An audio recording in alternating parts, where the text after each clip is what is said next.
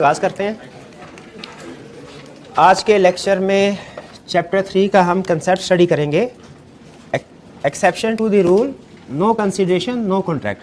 हमने कल के लेक्चर में कंसीडरेशन वाला एलिमेंट डिस्कस किया था कि एक वैलिड कॉन्ट्रैक्ट के लिए ज़रूरी होता है इसमें कंसीडरेशन हो।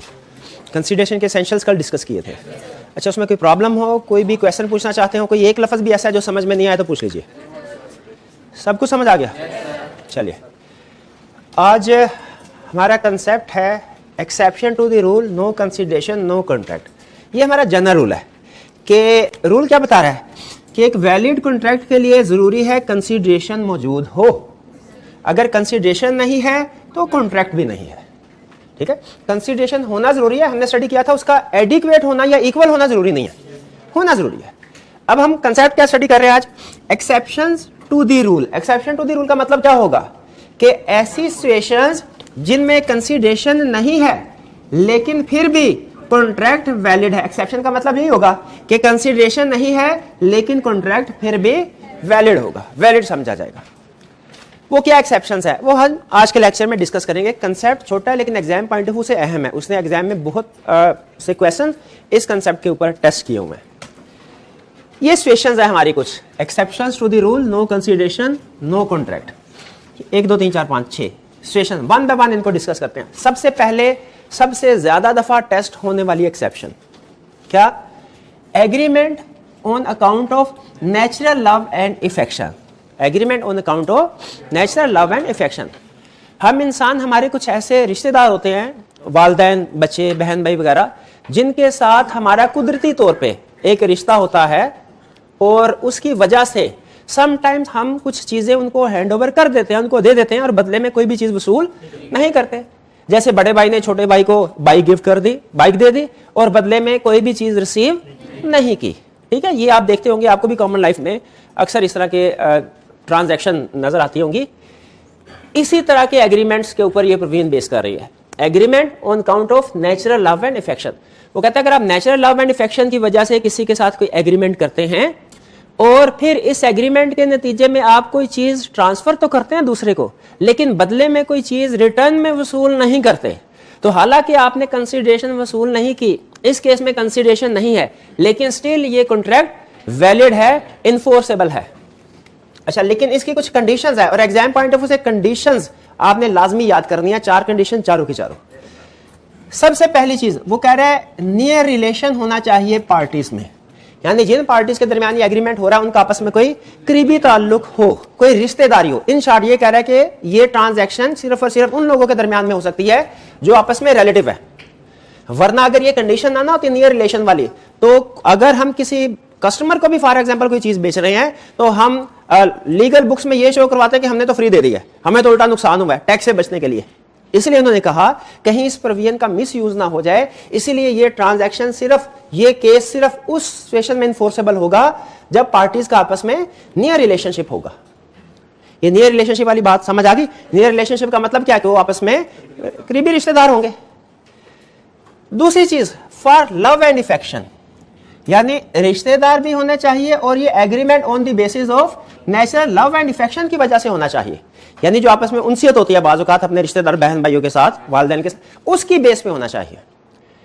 रिलेशनशिप भी हो और नेचुरल लव एंड इफेक्शन भी मौजूद होना जरूरी है। ठीक है, अब इसकी एग्जांपल सुन लीजिए। एक लीगल केस था, उसमें हस्बैंड एंड वाइफ, उन दोनों की अक्सर लड़ाई रहती थी। तो वाइफ हस्बैंड को छोड़ के अपने वालिदैन के घर में आ गई। अब हस्बैंड मनाने के लिए गया, वाइफ ने कहा मैं एक शर्त पे आने को तैयार हूं क्योंकि हमारी लड़ाइयां बहुत ज्यादा होती हैं, तो मुझे थोड़ा इनसिक्योरिटी फील होती है, तुम जब तक ये अपना जो घर है ये मेरे नाम नहीं करोगे मैंने उधर नहीं आना। हस्बैंड ने कहा अच्छा ठीक है, चले मैं तैयार हो जाता, तैयार और एग्रीमेंट कर लिया। उस एग्रीमेंट में लिखा गया, चूंकि हमारे बहुत ज्यादा लड़ाई झगड़े होते थे, इसलिए वाइफ के इंसिस्ट करने के ऊपर मैं एग्री करता हूं कि 3 महीने के बाद अपना घर जो है वो इसके नाम पे ट्रांसफर कर दूंगा। वाइफ वापस आई, 3 महीने बाद हस्बैंड मुकर गया, उसने कहा मैंने तो घर ट्रांसफर नहीं करना। वाइफ ने इस एग्रीमेंट की बेस पे उसके खिलाफ केस फाइल कर दिया। पहली पेशी में केस खारिज। क्यों? नहीं, नो कंसीडरेशन। क्या ये agreement on account of natural love and affection में फॉल नहीं करता? कंसीडरेशन तो नहीं थी, वाइफ ने नहीं दी थी, लेकिन वाइफ ने कहा जी ये agreement on account of natural love and affection में फॉल करता है। हाँ जी, उसने कहा, जज ने जब पहले ही कॉन्ट्रैक्ट को पढ़ना शुरू किया, पहली पैराग्राफ में लिखा हुआ था कि जी ये एग्रीमेंट झगड़ों से बचने के लिए, उसने कहा नियर रिलेशनशिप तो है नेचुरल लव एंड अफेक्शन कोई नहीं है, वो किधर गया? इसीलिए दूसरी कंडीशन ये लगाई, ये दोनों डिफरेंट है, नियर रिलेशनशिप होना और नेचुरल लव एंड अफेक्शन दोनों डिफरेंट कंडीशन है, दोनों में फर्क समझ आ गया? तीसरी कंडीशन ये इन राइटिंग होना चाहिए। अगर ज़बानी कलामी वादा किया तो उसका कोई फैक्ट, हमने तो ये पढ़ा था कि एग्रीमेंट कोई भी कॉन्ट्रैक्ट ओरल भी हो सकता है, रिटर्न भी हो सकता है, हमने ये नहीं पढ़ा था? हाँ, लेकिन आपको याद होगा मैंने बताया था कुछ कॉन्ट्रैक्ट ऐसे हैं जो लॉ कहता है कि रिटर्न होना लाजमी है। जरा बताइए, इससे नहीं, इससे पहले कौन सा कॉन्ट्रैक्ट हम पढ़ चुके हैं? शाबाश, आर्बिट्रेशन एग्रीमेंट, टाइम बार डेट, वो भी पढ़ लिया। हाँ, टाइम बार डेट की एग्जांपल भी डिस्कस हुई थी। ठीक है, अब ये एक और एग्जांपल आ गई, agreement on account of nature love and affection. Clear हो गया? इन राइटिंग होना जरूरी, और फिर रजिस्टर्ड होना भी जरूरी है। इन राइटिंग होने में रजिस्टर्ड होने में क्या फर्क है? देखिए, मैंने फर्ज कीजिए इनके साथ एग्रीमेंट किया और हम इसको एक सादा कागज के ऊपर लिख देते हैं, ठीक है, नीचे साइन कर देते हैं, क्या ये एग्रीमेंट इन्फोर्सेबल है? क्यों नहीं है? नहीं, सिंपल कंसेप्ट बता रहा हूं अभी। ये इन्फोर्स, भाई ज़बानी कलामी जब इन्फोर्सेबल हो सकता है, कुछ इस स्पेसिफिक किस एग्रीमेंट की एग्जांपल नहीं दे रहा, जनरली बात कर रहा हूं। जनरली कॉन्ट्रैक्ट रिटर्न भी हो सकते हैं, ओरल भी। तो ओरल का मतलब ज़बानी कलामी, रिटर्न का मतलब क्या है कि रिटर्न फॉर्म में हो, सादा कागज के ऊपर। रजिस्टर्ड का मतलब क्या है? स्टाम्प पेपर के ऊपर, उसके ऊपर, क्योंकि वो स्टैम्प्स वगैरह भी होती है, अगर आपने कभी देखा हो ना उसके पीछे। हाँ जी बिल्कुल, तो वो रजिस्टर्ड होना भी जरूरी है। आपको रेलिवेंट अथॉरिटीज के पास रजिस्टर्ड होना भी, वो रजिस्ट्रेशन का प्रोसेस क्या है वो हमारे सिलेबस में नहीं है, ठीक है, वो वकीलों का काम होता है। हमें सिर्फ कंसर्ट पता होना चाहिए कि एग्रीमेंट का रिटर्न होना भी जरूरी है, रजिस्टर्ड होना भी जरूरी है। अगर रजिस्टर्ड नहीं करवाया गया, रिटर्न तो है, तो वो इन्फोर्सेबल नहीं होगा। तो इसका मतलब agreement on account of nature love and affection में अगर आप कोई चीज ट्रांसफर करते हैं, कंसीडरेशन होना लाजमी नहीं है, लेकिन इसके लिए 4 कंडीशन जरूरी है। कौन कौन सी? Near relationship, nature love and affection, writing, registered. Clear है? चलिए, ये पहली एग्जांपल हमारी क्लियर हो गई। और ये फिर बता रहा हूं, एग्जाम में सबसे ज्यादा दफा पूछा हुआ उसने इस कंसेप्ट में, इस वाले केस को, agreement on account of nature love and affection में। ठीक है, आगे चलते हैं। Agreement to compensate for past voluntary services, for past voluntary services, बल्कि इससे मुझे कंसेप्ट याद आ गया, कल हमने स्टडी किया था, consideration must move at desire of promisee. अगर प्रोमिसी की डिजायर नहीं है तो वैलिड कंसिडरेशन नहीं होगी। ठीक है, अच्छा, आग वाली एग्जांपल बिल्कुल। और फिर इसके साथ ये भी हमने पढ़ा था कि कंसिडरेशन नॉन वॉलंटरी होनी चाहिए। अगर वॉलंटरी कंसिडरेशन है ना, वो भी वैलिड नहीं है, उसे क्या कहते हैं? नॉन ग्रेचुइटस। तो ये बेसिकली नॉन ग्रेचुइटस का तर्जमा है, सॉरी, ग्रेचुइटस का तर्जमा है। ग्रेचुइटस का मतलब होता है वॉलंटरी, वॉलंटरी। वो तो कल हमने पढ़ा था ना कि उसको कंसिडरेशन को नॉन ग्रेचुइटस होना चाहिए, ये पढ़ा था, ये पढ़ा था। वॉलंटरी का मतलब क्या है? ग्रेचुइटस। ग्रेचुइटस और वॉलंटरी एक ही चीज के दो, ये लिख लें, ग्रेचुइटस इज इक्वल टू वॉलंटरी। ठीक है, तो बताइए, अगर किसी ने हमें कोई वॉलंटरी चीज दी, वॉलंटरी सर्विसेज प्रोवाइड की, वो वैलिड कंसिडरेशन है कि नहीं? फिर बताइए, वॉलंटरी ग्रेचुइटस सर्विसेज प्रोवाइड की, वैलिड कंसिडरेशन है कि नहीं? नहीं है। भाई नान चने बढ़ रहे थे, हमने भी ले लिए, वॉलंटरी है कि नॉन वॉलंटरी? वॉलंटरी। इसके पैसे तो नहीं देने हमने? नहीं। आग लगी हुई थी, किसी ने बचाया, वॉलंटरी है कि नॉन वॉलंटरी? वॉलंटरी। पैसे तो नहीं देने, लेकिन हमारी गाड़ी का शीशा साफ किया, जूते साफ किए, ये नॉन वॉलंटरी है, क्योंकि हमें पता है कि वो उसके पैसे लेते होते हैं। तो ग्रेचुइटस से मुझे, सॉरी, वॉलंटरी से मुझे ग्रेचुइटस नॉन ग्रेचुइटस कंसेप्ट याद आ गया, तो मैंने कहा चले चलते चलते वो भी रिवीजन कर दूं कुछ एग्जांपल के साथ। हमने पहले पढ़ा हुआ है, सिर्फ कोई रिवीजन के लिए था। अच्छा, अब आपने कहा सर अगर कोई हमें वॉलंटरी सर्विसेज प्रोवाइड करे ना, हमारे ऊपर उसकी पेमेंट करना लाजमी नहीं है, क्योंकि वो वॉलंटरी, टाइम बार्ड नहीं है, वो वॉलंटरी है, वॉलंटरी है, वो क्या है? वॉलंटरी। लेकिन फर्ज कीजिए वॉलंटरी सर्विसेज हासिल करने के बाद हम बहुत खुश हों और हम उस बंदे को कहें कि तुम्हें इनाम में अब 1000 रुपया देंगे। अब ये जो 1000 रुपए का प्रॉमिस है, ये क्या हो गया? वैलिड। अच्छा, लॉ इसको एनालिसिस कैसे कर रहा है? लॉ कहता है अभी जो मैंने कहा ना 1000 रुपया तुम्हें दूंगा, तो अभी के अभी, तो आज के दिन में तो इसने कोई सर्विस प्रोवाइड नहीं की, अभी की पास वाली सर्विस वैलिड है, पास वाली सर्विस वैलिड है, इसीलिए ये एक्सेप्शन में है। एक स्टूडेंट कहने लगा सर इसमें कंसीडरेशन है तो सही, ये कैसे एक्सेप्शन में लिख दिया? वो पास्ट में जो उसने हमें आग बचाई थी, आग लगने से हमारी दुकान को बचाई, पास ये उस वक्त की पास वॉलंटरी सर्विस है। ठीक है, आज के दिन में उसने हमें कोई सर्विस प्रोवाइड नहीं की, इसीलिए ये एक्सेप्शन में है। क्लियर हो गया? तो अगर हमें कोई वॉलंटरी सर्विसेज प्रोवाइड करे, वो वैलिड कंसीडरेशन नहीं है, उसके हमने पैसे नहीं देने। लेकिन अगर हम उस सर्विस के बाद खुद से उसे कहें कि जी ठीक है हम तैयार है, अब हम आपको पैसे देंगे, तो फिर क्या है? ये वैलिड है। जी वॉलंटरी सर्विस ना जाने बढ़ रहे थे, हमने ले लिए, हमने उसके पैसे नहीं देने, ठीक है, लेकिन हमें बड़े मजे के लगे, हमने ऐसे कभी खाए नहीं थे। हम उन्हें से कहा भाई नाम है बनाने वाला, तुम्हें 1000 रुपया देंगे, अब वो हमसे 1000 रुपया रिकवर कर सकता है। नहीं, अगर छोटे भाई का हिस्सा मांगते होते थे, हम भी मांगते होते थे छोटे भाई का हिस्सा, नहीं तो वो एक खाने के बाद छोटे भाई का हिस्सा मांग लें तो वो भी वॉलंटरी है। वो ये नहीं कहेगा कि नहीं अब दूसरी बार पैसे लेके आओ, वो वॉलंटरी ही रहेगा। नहीं आपका यही नहीं, ये नहीं पूछना चाहिए, कुछ और पूछना चाहिए। जी किस में? वो अगर हम खुश होके उसे कहते हैं, चले एक लीगल केस की एग्जांपल, नहीं अब लीगल एग्जांपल देते हैं। एक दो भाई थे, बड़े भाई का एक बच्चा था, बड़े भाई को हो गई जेल, छोटे भाई ने उसके बच्चे की 2 साल उसकी परवरिश की, और उसके अब ये है बेसिकली वॉलंटरी एक्ट।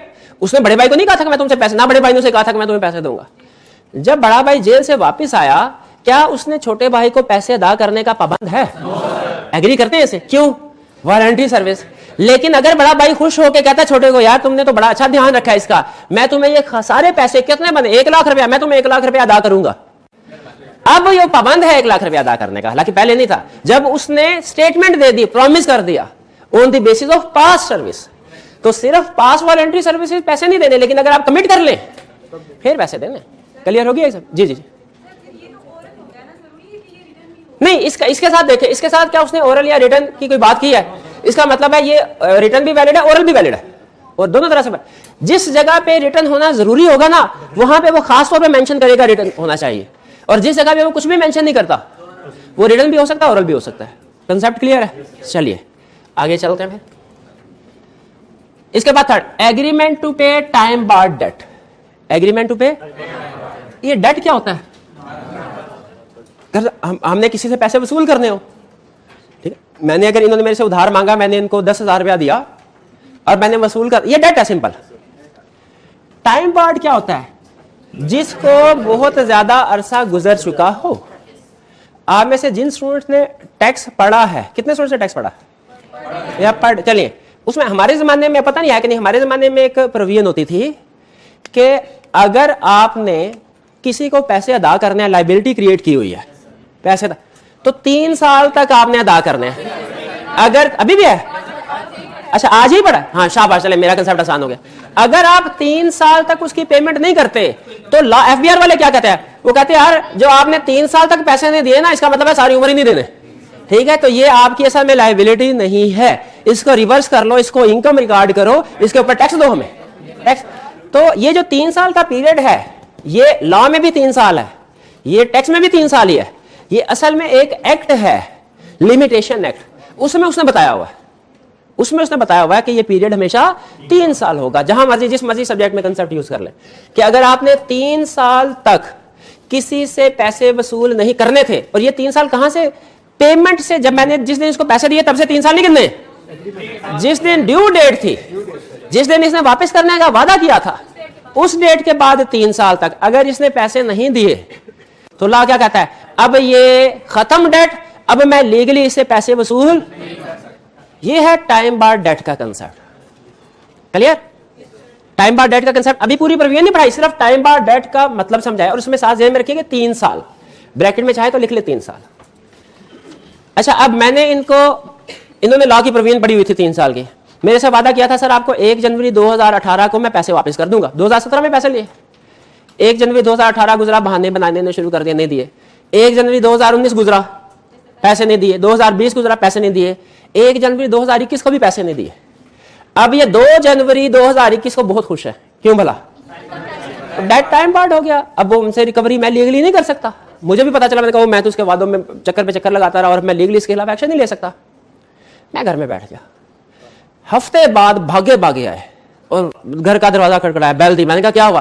कहने लगा रात को मुझे बहुत बुरा ख्वाब आया, आई क्या का रिजल्ट आ गया, मैं फेल हो गया। तो मैं आपसे माफी मांगने आया हूं और मैं वादा करता हूं कि आपका पैसे आपको वापस कर दूंगा, वापस कर दूंगा। अच्छा, अब लॉ क्या कहता है? लॉ कहता है मैं ये नहीं समझूंगा कि इसने आपको पिछला डेट वापस कर रहा है, वो तो 1 जनवरी को 0 हो गया था। मैं इसको यूं समझूंगा कि ये अब जो आपको पैसे दे रहा है उसके बदले में इसको कोई कंसिडरेशन नहीं मिल रही। हालांकि प्रैक्टिकली देखें तो वो ऐसे नहीं दे रहा, वो तो पिछले पैसे अदा कर रहा है, लेकिन चूंकि लॉ उसको राइट ऑफ कर चुका था 3 साल बाद, अब लॉ कह रहा है नहीं नहीं, मैं इसको इस तरीके से देखूंगा कि ये मुझे पैसे तो दे रहा है लेकिन बदले में मैं उसे कोई कंसिडरेशन, तो ये एग्रीमेंट वैलिड है। ये है। अब अगर इन्होंने अगर तो मुझे पैसे दे देना, पैसे उसी वक्त दे दे, तो ये कंसेप्ट ही एप्लीकेबल नहीं है। क्यों भला? वो पैसे दे चुका है। यह है एग्रीमेंट टू पे, कि इन्होंने आके वादा किया है, वादा पैसे भी दे, एग्रीमेंट टू पे कि सर मैं आपको पैसे अदा कर दूंगा। अब अगर मैं इन्होंने वादा कर लिया, ये हो गया एग्रीमेंट टू पे। पहले मैंने समझाया टाइम बार डेट, अब समझाया agreement to pay time bar date. मैंने कहा बिल्कुल ठीक है, सही रास्ते पे आए हो। हफ्ते बाद मैंने उसको फोन किया, मैंने कहा क्या बना? कहता रिजल्ट तो पास हो गया। मैं कहा नहीं नहीं, वो पैसे जो गए थे। पैसे कैसे? मैं पास हो गया, अब कोई पैसे नहीं है, भाग जाए। क्या इन्होंने जो मेरे साथ हफ्ता पहले एग्रीमेंट किया था to pay time bar date, मैं इन्फोर्स करवा सकता हूं? लॉ कहता है ये कंडीशन होना जरूरी है। अगर आपने अक्लमंदी का मुजाहरा किया और जिस वक्त ये आया उस वक्त ये कंडीशन पूरी कर ली, फिर ये पैसे रिकवर करवा सकते हैं, वरना नहीं। और वो कंडीशन क्या है? Agreement to pay time bar date क्या होना चाहिए? रिटर्न होना चाहिए, साइंड बाय डेटर। अच्छा, ये दोनों ना फॉर्मली कंडीशन है, ठीक है। साइन वैसे भी जाहिर है, साइन हर तरह का एग्रीमेंट साइन तो होता है, साइन के बगैर कौन सा एग्रीमेंट होगा। और दूसरा कहता है ये डेट रिलेट करना चाहिए लॉ ऑफ लिमिटेशन से, यानी वो वाला डेट होना चाहिए जो टाइम गुजरने की वजह से अब रिकवरी नहीं हो सकती। आम डेट के ऊपर ये सूल नहीं लगना। आम डेट अगर रिटर्न नहीं भी है तो आप रिकवर कर सकते हैं, लेकिन जो agreement to pay time bar date है, रिटर्न होना जरूरी है, साइंड बाय डेटर और हिज एजेंट। एजेंट भी उसी के बिहाफ पे, प्रिंसिपल के बिहाफ पे काम करते होते हैं ना। Return signed by debtor relate to law of limitation. अब मुझे ये बताइए, अब अगर वापस आए हफ्ता पहले की सिचुएशन पे आ जाएं, अभी इनका रिजल्ट आने वाला है और उन्होंने आगे कहा सर रात को मुझे ख्वाब आई है, मैं फेल हो गया हूं, तो मैं वादा करता हूं, आप मेरे लिए दुआ करें, मैं वादा करता हूं आपका डेट आपको हालांकि 3 साल गुजर चुके हैं पे कर दूंगा। मुझे क्या करना चाहिए? मैं कहूं बैठो, चाय का कप भी पियो, लिखो, साइन करो, ठीक है, और उसके ऊपर लिखो ये 3 साल गुजर चुके थे, ताकि पता चल जाए लॉ ऑफ लिमिटेशन से रिलेटेड। अब मैं इस एग्रीमेंट पास हो गए, मुकर गए, पास होने के बाद अब मैं इसको इन्फोर्स करवा सकता हूं कि नहीं? अब करवा सकता हूं। Agreement to pay time bar date नहीं, लॉ देखें, लॉ कहते भाई कह रहे हैं सर अगर राइटिंग में ना करवाएं वीडियो रिकॉर्डिंग कर लें। जज जो होता है ना, जज बाज़ औक़ात ऐसा होता है कि उन्हें पता होता है ये बंदा झूठ बोल रहा है, लेकिन उनकी भी अपनी लिमिटेशंस होती हैं। उन्होंने फैसला एविडेंस की बेस पे करना होता है, अपनी फीलिंग की बेस पे नहीं करना होता। तो बहुत से ऐसे एविडेंसेस होते हैं जो आम जिंदगी में हमें पता चल जाता है कि ये इसने काम किया है उन एविडेंस की बेस पे, लेकिन कोर्ट उसको एक्सेप्ट नहीं करता। और जहां तक मेरी अंडर, मुझे कंफर्म नहीं है, लेकिन एक जगह पे मैं पढ़ रहा था कि ये जो वीडियो रिकॉर्डिंग वगैरह होती है ना, इसे लीगल केसेस में एडमिसिबल नहीं है, ये यानी इसे एडमिट नहीं किया जाता, ठीक है। यानी इसकी बेस पे कंक्लूसिव एविडेंस नहीं है। आपको जो चश्मदीद गवाह है ना, वो ये वीडियो रिकॉर्डिंग नहीं है।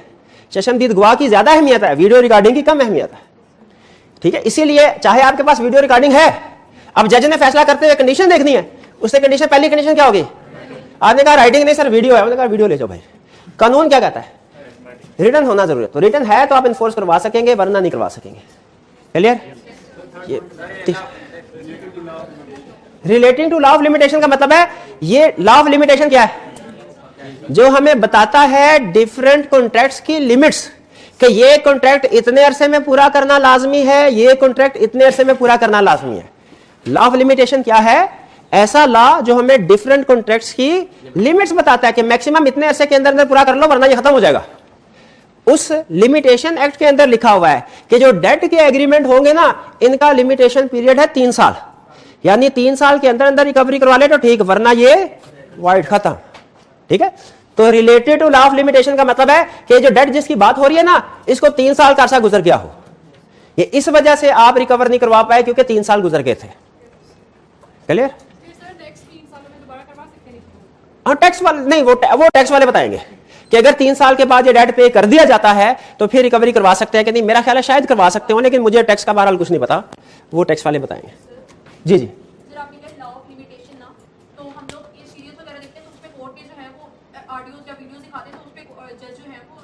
वो फैसला देखिए, पहली चीज तो मैंने ये बताया कि मुझे इस बात के ऊपर मैं कोई कंफर्म नहीं हूं, लेकिन मैंने ये पढ़ा हुआ है कि जो इलेक्ट्रॉनिक एविडेंस होते हैं ये कोर्ट इनको रिलायबल कंसीडर नहीं करता, इसमें एडिटिंग वगैरह का चांस होता है। ठीक है, हाँ इसका फोरेंसिक वगैरह करवा ले तो वो एक अलग बात है। पाकिस्तान में नॉर्मली ये होता है, बाकी जो नॉर्मली सीरीज वगैरह में होता है टीवी से, वो कोई रियल लाइफ को शो नहीं कर रहे होते। वो बहुत सी चीजें ऐसी होती हैं वो कि वो बस एक ड्रामाटाइजेशन के लिए होता है। वो एक मूवी में देख रहा था, उसमें जुर्म था कि डॉक्टर ने मेडिसिन जहर थी वो पेशेंट को दे दी और डॉक्टर के खिलाफ कत्ल का केस चल रहा था। तो वकील ने कहा लो ये जहर नहीं, हालांकि उसके साथ रिपोर्ट लगी हुई थी कि ये जहर है। उसने कहा लो ये जहर नहीं है, वकील ने कहा। जज ने कहा साबित करो, उसने कहा ये लो, उसने बोतल पी ली। कहा मैं जिंदा हूं, ये साबित हो गया। और रियल केस में तो ऐसे थोड़ी होता है, रियल लाइफ में ऐसे थोड़ी होता है। वो फिल्मों में ऊंच नीच होती रहती है, वो चलती है उधर, वरना फिल्मों में रियल लाइफ दिखा दे तो देखे कौन। वो भाई ये देख देख तो तंग आ गए हैं, अब तो कुछ फैंटेसी देखना चाह रहे हैं भाई। ये क्लियर हो गया 3। आगे चलते हैं। Completed gift. अच्छा गिफ्ट तो आपने सुना होगा, कंप्लीटेड गिफ्ट का क्या मतलब है? जो डिलीवर हो चुका हो। मैंने इनको ये कहा, मैंने कहा भाई अगर आप ICAP के एग्जाम में पास हो गए ना, आपको एक मोबाइल गिफ्ट करूंगा। किया नहीं? गिफ्ट करूंगा एक गिफ्ट के तौर पे। ये सिर्फ गिफ्ट है, कंप्लीटेड गिफ्ट नहीं है, कंप्लीटेड गिफ्ट नहीं है। अब अगर मैंने मोबाइल इनको दे दिया, ये कंप्लीटेड गिफ्ट है। तो ला ये कहता है अगर आपने किसी को गिफ्ट देने का वादा किया और बाद में पूरा नहीं किया, वो आपसे गिफ्ट निकलवा नहीं सकता। क्यों नहीं निकलवा सकता? क्योंकि कंसीडरेशन नहीं रिटर्न में। लेकिन अगर आप गिफ्ट दे चुके हैं, हैंड ओवर कर चुके हैं, ये वैलिड है, ये वैलिड है। भाई बात समझ आई? चले प्रैक्टिकल लाइफ से एग्जांपल लेते हैं। एक बाप के 2 बेटे, उसने एक बेटे को अपनी माल रोड वाली प्रॉपर्टी गिफ्ट के तौर पे देने का वादा किया, अभी दिया नहीं, उसकी पोजेशन ट्रांसफर नहीं किया, गिफ्ट के तौर पे देने का वादा किया, बदले में कोई कंसीडरेशन भी नहीं थी। लेकिन ट्रांसफर करने से पहले पहले उसकी डेथ हो गई। अब बताइए इस प्रॉपर्टी में से दोनों बेटों को हिस्सा मिलेगा या जिसके साथ वादा किया? शाबाश, दोनों को मिलेगा। क्यों? ये गिफ्ट है, प्रॉमिस तो था, कंप्लीटेड गिफ्ट नहीं था। लेकिन अगर फर्ज कीजिए अपनी जिंदगी में ही उसके नाम पे डॉक्यूमेंट्स ट्रांसफर कर दिए, उसकी पोजेशन दे दी, तो अब दूसरे बेटे ने केस फाइल किया, जी इसमें तो कोई कंसीडरेशन ही नहीं थी, इसमें तो कोई दूसरे बेटे ने केस फाइल किया पहले के खिलाफ, इसमें तो इसको कैसे प्रॉपर्टी का ट्रांसफर कैंसिल किया जाए? क्या कोर्ट कैंसिल करेगा? वो कहेगा गिफ्ट कंप्लीटेड गिफ्ट है, कंप्लीटेड गिफ्ट एक्सेप्शन है, ये बिल्कुल वैलिड है। क्लियर? अब जो प्रॉपर्टी की डिस्ट्रीब्यूशन होगी वो इस प्रॉपर्टी के अलावा वाली की होगी। ये गिफ्ट हो चुका, तो कंप्लीटेड गिफ्ट, कंप्लीटेड का लफ्ज समझे असल में, इसमें असल लफ्ज गिफ्ट समझने वाला नहीं है, वो तो आपको पता ही, कंप्लीटेड गिफ्ट। क्लियर है जी? मैं उसकी तरफ आता हूं, अभी आता हूं उसके एक और चीज के साथ रिलेट करना, 3 चीजों के साथ एक केस को रिलेट करना, अभी आता हूं उसकी तरफ। Completed gift. Next, contribution to charity. फर्ज कीजिए कि मैं जुम्मे की नमाज पढ़ने के लिए गया, इमाम साहब ने खुतबा दिया और कहा मस्जिद ज़ेरे तामीर है, इसमें चंदा डालिए और जन्नत में घर बनाइए। मैं जज्बाती हो गया, मैंने कहा जी मैं जन्नत में बड़ा घर चाह रहा हूं, मैं 1 लाख रुपया दूंगा। घर वापस आया, कोई 1-2 मूवी शूवी देखी, कोई मैं ये जरा माइंड सेट चेंज हो जाता है ना, माहौल का असर पड़ता है। मस्जिद का माहौल हो रहा है, घर का माहौल बात और होता है। मैंने कहा ये मैं क्या कर बैठा हूँ, उसे 1 लाख में तो मेरे बड़े काम हो जाने थे। अब इमाम साहब 1 लाख रुपया लेने के लिए आए, मैंने कहा कोई 1 लाख रुपया नहीं है, बताइए क्या ये मेरे खिलाफ केस फाइल करके 1 लाख रिकवर करवा सकते? नहीं। अगर कवर करवाने के तो मैं क्या कहूंगा? मैं कहूँ सर कंसीडरेशन ही नहीं है, बदले में बताइए क्या कुछ मिल रहा है? ओके जन्नत। तो मैं कहूंगा ये अनसर्टन कंसीडरेशन, इल्यूजरी, ठीक है, ये वैलिड कंसीडरेशन नहीं है। लेकिन लॉ कहता है, अगर देखे सिंपल अगर बात इतनी हो ना, तो अगर चैरिटी कंट्रीब्यूट करने के लिए वादा किया जाए और पूरा ना किया जाए, तो लॉ कहता है कोई मसला नहीं, एग्रीमेंट वाइड है। उसमें चैरिटी से मुराद सिर्फ मस्जिद नहीं, वो कोई भी, कोई लाइब्रेरी है, इवन कोई आप दूसरी अगर इंडियन एग्जाम्पल, हॉस्पिटल हो सकता है, स्कूल हो सकता है, इंडियन एग्जाम्पल देखिए वो मंदिर की तामीर, चर्च की, कुछ भी इस तरह की, जिससे आपको पता चल जाएगा कि चैरिटी का केस। लेकिन अगर इमाम साहब ने मेरे इस वादे की बेस पे एग्रीमेंट कर लिया हो गारे सीमेंट मिट्टी वालों के साथ कि अब आपने आके कंस्ट्रक्शन शुरू कर देनी है, और 60,000 की चीजें खरीद चुके हो, पैसे नहीं दिए, पैसे क्यों नहीं दिए? मेरे से लेके देने हैं। 60,000 की चीजें, यानी लाइबिलिटी इनकर हो गई, लॉ कहता है अब मेरे लिए लाजमी हो गया मैंने इनको पैसे देने। कितने? 60,000। और अगर मेरे एग्रीमेंट के मुताबिक उन्होंने 1,20,000 इनकर कर लिया तो फिर 1 लाख यानी एक्चुअल लाइबिलिटी मैक्सिमम उतनी जितनी प्रॉमिस किया था। अब अगर मैं उनको कहूं कि नहीं ये तो एग्रीमेंट विदाउट कंसीडरेशन है, लॉ कहता नहीं जब तक लाइबिलिटी इनकर नहीं की थी तब तक था। अब तो फंस चुके हैं आपकी स्टेटमेंट की बेस पे, अगला बंदा फंस चुका है, वो अपनी जेब से दे, अपनी जेब से देने जो होता आपसे चंदे की अपील क्यों करता? तो contribution to charity normally void है लेकिन इन्फोर्सेबल है जब इनकर हो गई। जी जी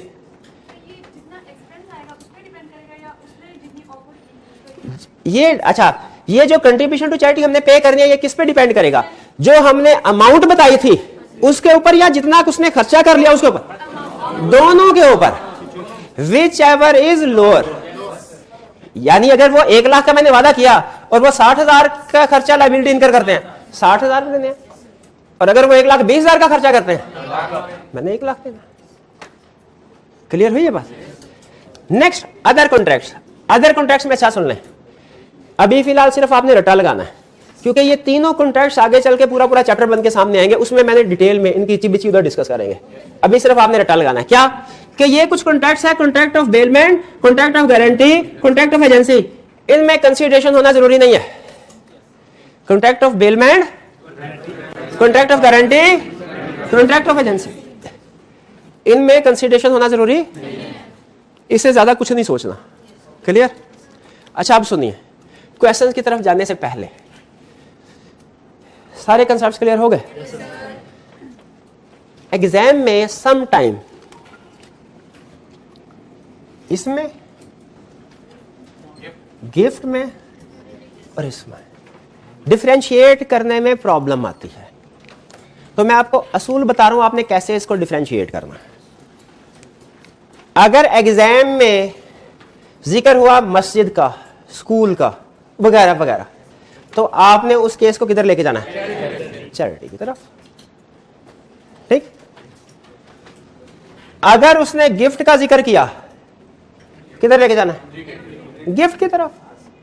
आप कहेंगे कंप्लीटेड है तो वैलिड है, मतलब ओके, लेकिन अगर कंप्लीटेड नहीं, अभी ट्रांसफर नहीं हुआ तो नहीं वैलिड। और अगर कोई रिलेशनशिप बता दे, फादर सन का रिलेशनशिप, मां बेटे का, हस्बैंड रिलेशनशिप बता दे, तो फिर आपने केस को किधर लेके जाना है?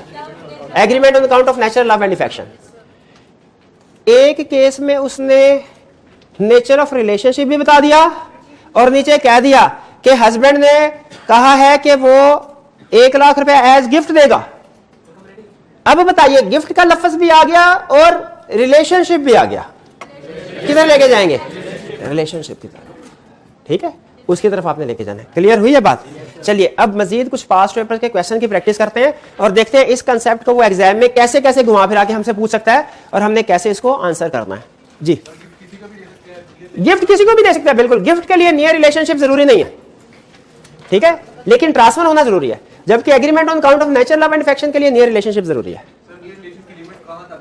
नियर रिलेशनशिप की लिमिट कोई नहीं है, जो अभी तक उसने, बस समझ लीजिए फैमिली के अंदर जो होते हैं जितने भी रिलेशनशिप आए वो सारे नियर रिलेशनशिप में होंगे।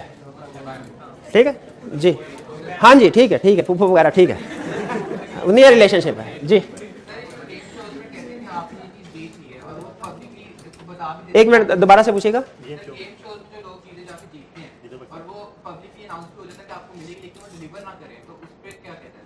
अगर वो पब्लिकली अनाउंस हो जाए लेकिन डिलीवर, तो चूंकि कंप्लीटेड गिफ्ट नहीं होगा। अगर डिफरेंट गेम शो में वो अनाउंस कर देते हैं बाद में डिलीवर नहीं करते, तो चूंकि वो कंप्लीटेड गिफ्ट नहीं है तो इसीलिए वैलिड नहीं है। हाँ, लेकिन सम टाइम ऐसा होता है, उसमें भी कुछ ऐसे होते हैं ना कि वो कोई कंपटीशन करवाते हैं और उस सूरत में कहते हैं विनर को प्राइज मिलेगा, वो गिफ्ट वाला केस नहीं आता, फिर वो रिवार्ड आता है, वो रिकवर करवा सकते हैं, वो रिकवर करवा सकते हैं। ठीक है, लेकिन बैठे बैठे किसी को कहते बाजू का ऐसा तो सीट नंबर ये आपको 1 लाख रुपया दिया जाएगा, वो रिकवर नहीं करवा सकता। लेकिन वो कौन बनेगा करोड़पति में आके उसने उसके क्वेश्चन पूछे और फिर एंड में जाके के पैसे नहीं मिलने, हालांकि वो जीता है, तो ये रिकवर करवाया जा सकता है क्योंकि गिफ्ट का केस नहीं है, ये विनर ऑफ गेम का केस है। ये हमारी एग्जांपल भी आगे चल के जी, तो पाकिस्तान के match base income source program से भी आते हैं। नहीं, वो वाइड है, वो उनकी तरफ ध्यान ना दीजिए। चलिए अब पास पेपर के क्वेश्चन की तरफ चलते हैं। नहीं आज जुम्मा है तो आपने जल्दी क्लास खत्म करनी है, इसलिए टाइम वेस्ट नहीं करते। अब पास पेपर के क्वेश्चन की तरफ चलते हैं। पास कीजिएगा जी। अब पास पेपर के क्वेश्चंस की तरफ चलते हैं। कुछ साइकैप की बुक के भी क्वेश्चंस की तरफ उनकी डिस्कशन करते हैं जी। पहला question, Adnan promises for no consideration, कोई कंसिडरेशन नहीं है, to give to behzad ₹5 million, discuss the validity of this agreement. Valid है? नहीं, ये एग्रीमेंट विदाउट कंसिडरेशन है, वॉइड है। क्वेश्चन में कहीं आपको पता चल रहा है उनका नियर रिलेशनशिप है? नहीं, कोई रिलेशनशिप नहीं। और गिफ्ट के तौर पे भी अगर उसने वादा किया हो तो चूंकि कंप्लीटेड गिफ्ट नहीं है, ये वॉइड। और चैरिटी तो हो ही नहीं सकता। ठीक, चलिए तो ये एग्रीमेंट वॉइड। क्लियर है इसके ऊपर? आगे चले।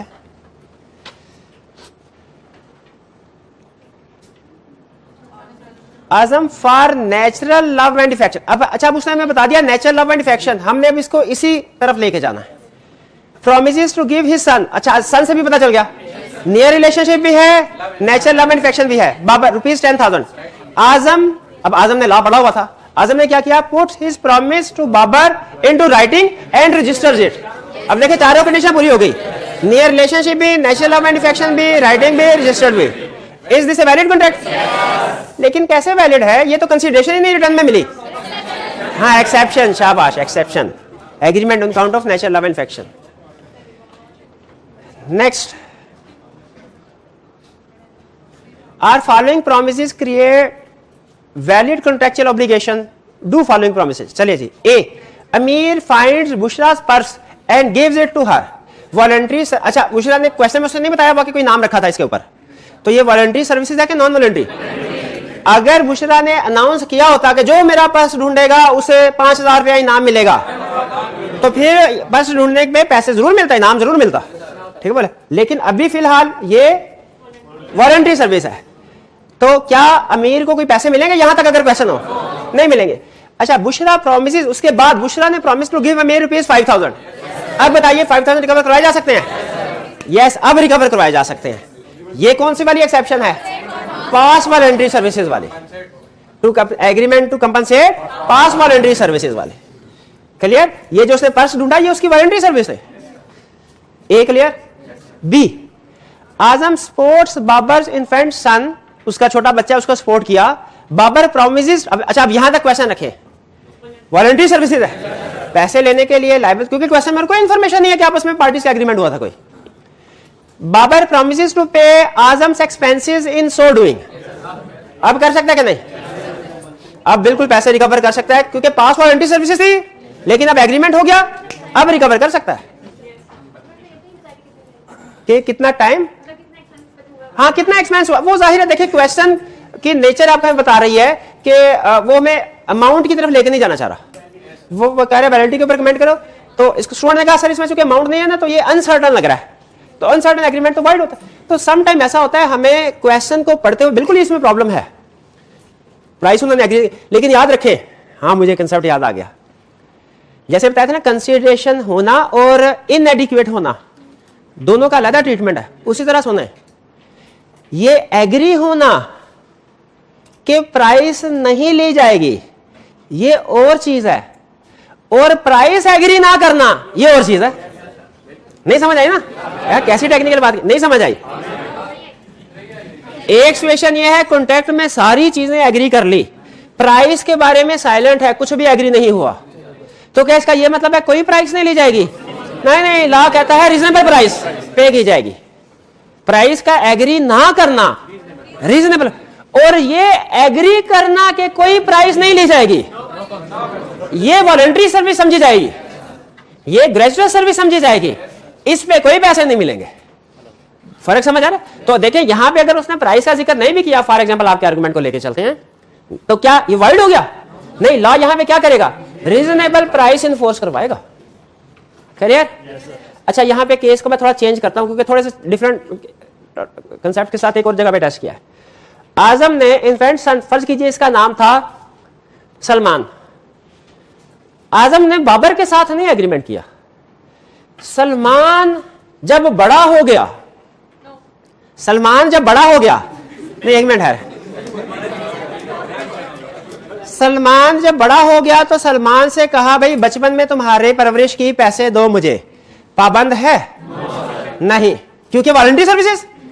लेकिन अगर सलमान बड़ा होने पर, मिनॉरिटी में नहीं, बड़ा होने पर एग्रीमेंट कर ले कि जो आपने पास्ट में मुझे सर्विसेज प्रोवाइड की थी पे करने को तैयार हूं, अब वैलिड है कि नहीं?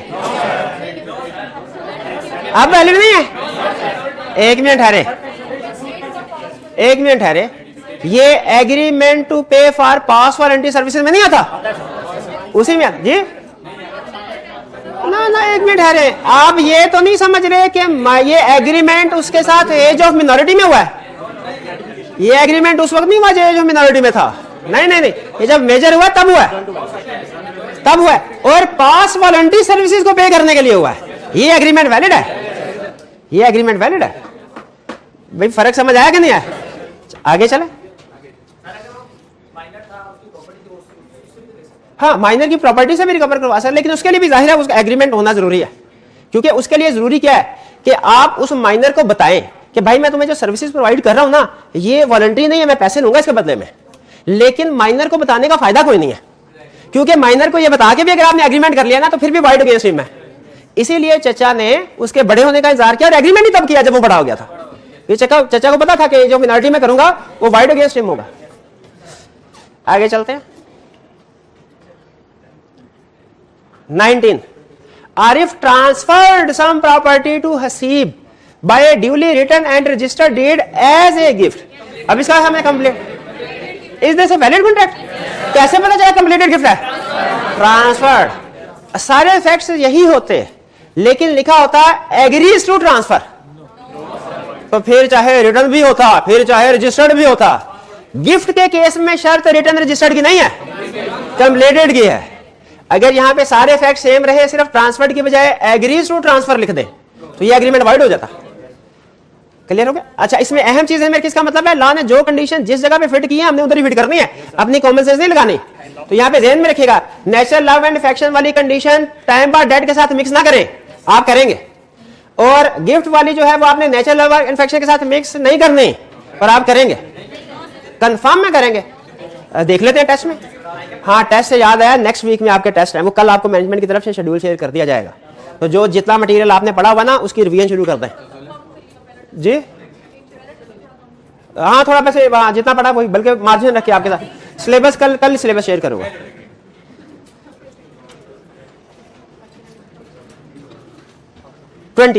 आजम agrees to sell a horse worth ₹100,000 for ₹1,000 only.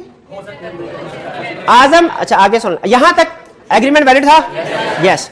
कह रहे आजम डिनाइज, इनकार करता है, डिनाई इनकार, that his consent to the agreement was freely given. Azam कहता है नहीं नहीं मेरी कंसेंट फ्री नहीं थी, मेरी कंसेंट फ्री नहीं थी। आजम ये कह रहा है, इस लाइन से ये समझ आ रही है? आजम इनकार करता है कि मेरी कंसेंट फ्री थी। आजम इनकार करता है मेरी कंसेंट फ्री थी, इसका मतलब क्या है कि आजम कह रहा है मेरी कंसेंट फ्री नहीं थी। Is this contract valid? अच्छा, आजम ने कहा, कुछ स्टूडेंट ये कहते हैं सर ठीक है फ्री कंसेंट नहीं थी, लेकिन मैं अगर क्वेश्चन को सॉल्व कर रहा हूं तो थोड़ा सोचूंगा कि आजम तो कह रहा है, पता नहीं सच में है कि नहीं है। ठीक है, हाँ प्रूव कर। तो मैं लिखूंगा if Azam proves that consent was not free then this contract is voidable and he can rescind it, cancel it. फारक, कोई कॉन्ट्रैक्ट नहीं। ठीक है, और अगर आजम ये साबित नहीं कर पाता फिर कॉन्ट्रैक्ट वैलिड है। ठीक है, क्लियर? तो फ्री कंसेंट अगर ना हो, कॉन्ट्रैक्ट को कैंसिल किया जा सकता है ना, दोनों में से कोई भी पार्टी कैंसिल कर सकती है। शाबाश, एग्रीव्ड पार्टी कैंसिल कर सकती है। भाई को इनाम दीजिए। एग्रीव्ड पार्टी सिर्फ कैंसिल कर सकती है, वाइड आपने कुछ बताया ही नहीं। चलिए आगे चलते हैं। चलें, 1 मिनट है, अब और कोई नहीं बोलेगा। अगला केस अब आपने बताना है, अगर सही बता दिया तो ₹50 इनाम। चले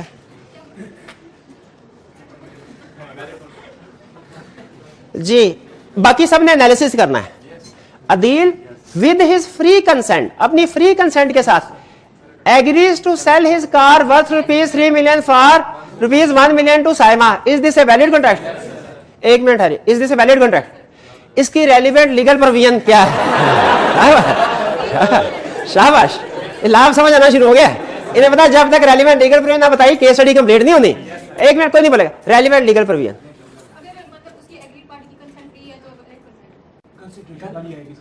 नहीं, ये रेलिवेंट प्रोविजन है, ये रेलिवेंट प्रोविजन। आप बता दिए साथ वाले स्टूडेंट, रेलिवेंट प्रोविजन क्या है इस केस में जी? Free consent. फ्री कंसेंट तो उसने क्लियरली कह दिया कंसेंट फ्री, इसको क्यों कमेंट करना है? कोई पैसे 25 रुपए मिलेंगे, 25 रुपए। अच्छा सर, सिर्फ डिसीजन किया, तो एग्जामिनर भी ऐसे के पूरे नंबर थोड़ी देगा, पूरे नंबर थोड़ी देगा। चले एप्रिसिएशन के लिए देना, वरना आपने तसल्ली बख्श जवाब नहीं दिया, ट्रांसफर कर दीजिएगा जी। इसमें कोई और स्टूडेंट बताना चाहे? शाबाश शाबाश शाबाश। इसमें इनएडिक्वेट कंसीडरेशन वाला पॉइंट है, यानी consideration, इनएडिक्वेट consideration is valid. Consideration है, होना जरूरी है, और है 3 मिलियन का 1 मिलियन, ठीक है। और उसने कोई ये कमेंट नहीं किया कि फ्री कंसेंट, उसने कहा फ्री कंसेंट थी, इसका मतलब ये एग्रीमेंट वैलिड है। आगे चलो, चलिए। Mohsin promised Ehsan that he will pay his university fee. Mohsin ने एहसन के साथ वादा किया। Later Mohsin suffered losses in his business and refused to pay the fee. उसके बाद मोहसिन को नुकसान हुआ, उसने फीस पे करने से इनकार कर दिया। Mohsin is of the view that since the agreement was without consideration, it does not constitute a valid contract. वो कह रहे valid consideration थी नहीं, तो ये agreement without consideration is void. However, Ahsan believes that the agreement is enforceable under law as it meets certain other conditions. You are required to narrate the condition which Ahsan may be referring to. अच्छा, पहली चीज तो ये question case study है कि रटे वाला है? कि केस स्टडी नुमा रटे वाला क्वेश्चन एग्जाम में। अब आपने सिर्फ कंडीशन रिप्रोड्यूस करनी। अच्छा मुझे बताएं, चैरिटी वाली आएगी? पता चल रहा चैरिटी का केस नहीं है। अच्छा, दूसरी चीज मुझे बताइए, ये गिफ्ट वाला आएगा? क्योंकि गिफ्ट का उसने बात नहीं कर रहा। नेचुरल लव एंड अफेक्शन दोनों कैसे पता चला भाई? है हाँ, नीचे लिखा हुआ। अच्छा, ओरिजिनल क्वेश्चन में ये नहीं लिखा हुआ था, आई कैप के ओरिजिनल क्वेश्चन। अगर ये चीजें ना भी लिखी हो तो खुद बताइए आप इस किस तरफ लेके जाएंगे? क्यों? क्योंकि गिफ्ट वाले के चैरिटी तो है ही नहीं सकता ना, गिफ्ट वाले केस की कंडीशन है ही नहीं उसमें से कम। तो इसका मतलब है कंडीशन किसकी है? सिर्फ नेचुरल लव एंड अफेक्शन की। तो इसके चारों पॉइंट बताएंगे, ऐसे ही है? बताइए मेरा भाई, जल्दी से बताएं 4 पॉइंट। ये relationship, natural love and affection. चलिए, Mrs. Ikram was searching for a house for her family in city's posh locality. Her grandfather, ये रिलेशनशिप बता दिया उसने। Nadeem had promised to pay her ₹1 million by way of gift. Gift का लफ्ज भी इस्तेमाल कर दिया और रिलेशन भी आ गया। हाँ, लेकिन पढ़ लेते हैं आगे। For the purchase of the house, after finalizing the deal with one of the state broker, Mrs. Ikram asked Nadeem to pay her ₹1 million as promised. जी आपने वादा किया था। Nadeem, however, refused to pay the amount. Nadeem ने कहा कोई पैसे नहीं है। Mrs. Ikram filed a suit against her grandfather. दादाजी के खिलाफ केस फाइल कर दिया। For the enforcement of promise made by him. Under the provision of contract at 87 to advise under what circumstances Mrs. Ikram would be liable to recover the amount from Nadeem. रटे वाला question case study के case study नुमा रटा। अच्छा, कौन सा? Charity वाला case नहीं है? पता चल रहा है चैरिटी जिक्र, गिफ्ट वाला होगा। वो गिफ्ट की कोई कंडीशन ही, सर्कमस्टेंसेस ही नहीं है। तो ये कौन सा? Natural love and affection. और इससे भी साबित हो रहा है कि रिलेशनशिप बताया उसने। ठीक है, आगे चलते हैं। ये क्लियर है? नहीं अभी नहीं, thanks. Munir wanted to complete his bachelors degree from Europe. आपको ऐसे नहीं कहा था सबसे? हम बताया था ना, पहले वाली कंडीशन सबसे ज्यादा उसने टच की हुई है। Munir wanted to complete his bachelor degree from Europe. His paternal uncle Furqan, uncle Furqan but had promised him to pay ₹2 million by way of a gift. Gift वाला आ गया। अच्छा, अभी मैं दोनों में कंफ्यूज हूं, अंडरलाइन मैंने दोनों को कर लिया, एंड पे जाके फैसला करेंगे। At the time of his admission to a college in Europe, उसने कहा जी जब एडमिशन होगा मेरे से 2 मिलियन ले लेना। After getting admission to one of the renowned college in Europe, Munir asked Furqan Bhatt to pay him ₹2 million as promised.